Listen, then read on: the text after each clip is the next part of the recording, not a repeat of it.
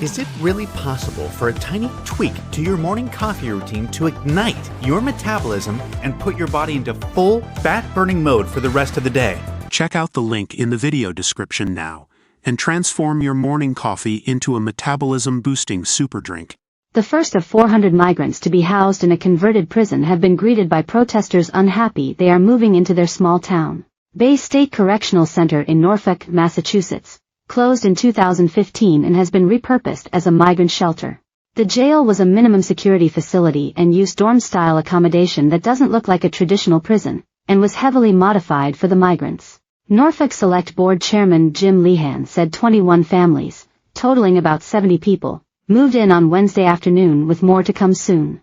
Locals are concerned both about migrant children being housed in a former jail, and of the town's ability to cope with 400 new residents. Concerned citizens of Norfolk held a protest in the town center as the migrants arrived on Wednesday.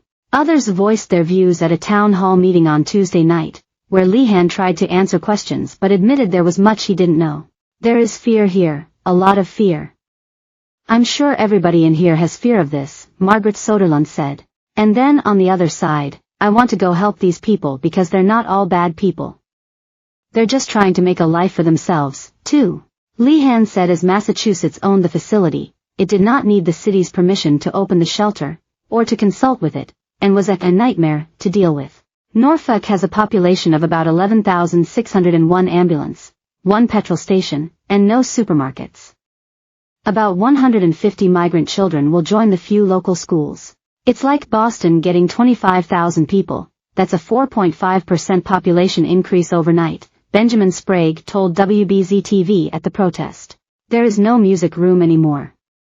They have to do music inside the classroom, so how are they going to adjust to have that many children enter into the school system and not have an impact on everything else?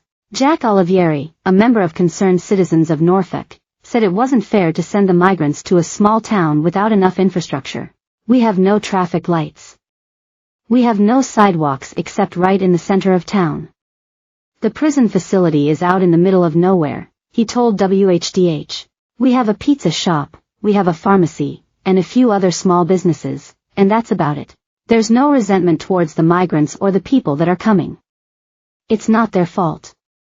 They're blameless. It's the politicians who made these decisions without consulting with us.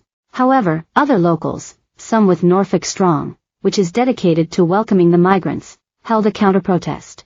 Local Minister Gretchen Robinson said she was upset and angry that her neighbors were being so unwelcoming to the migrants. What is America for? It's a whole bunch of immigrants that came here. Then, we turn around and we say, we don't like you because of the color of your skin or whatever or your background. It's just not fair, she told CBS. Jessica Scanlon from Norfolk Strong added, we would also like to publicly recognize the heartache that some of our current residents are experiencing in the face of racist, xenophobic and threatening rhetoric. Our kids are watching. We as a community need to come together. Norfolk Strong was collecting school supplies and second-hand clothes, and giving emergency workers goodie bags to give to migrant kids they saw. We aim to support the town of Norfolk in securing additional funding needed to accept these new neighbors and implementing successful integration plans, its website read. Massachusetts' population more than doubled to 7,500 in the past year, with another 750 on an emergency assistance waitlist. The Norfolk shelter has an emergency permit to operate for 6 months, which can be renewed if necessary. The state will provide round-the-clock security, on-site medical and ambulance services, and vaccination clinics. The shelter is a temporary safety net site for families experiencing homelessness and only meant to house migrants until they get on their feet. Migrants there will be recertified every month to make sure they are applying for work permits, getting jobs, and finding private housing. The shelter can accommodate about 140 families in dorm rooms with bathrooms and showers on each floor.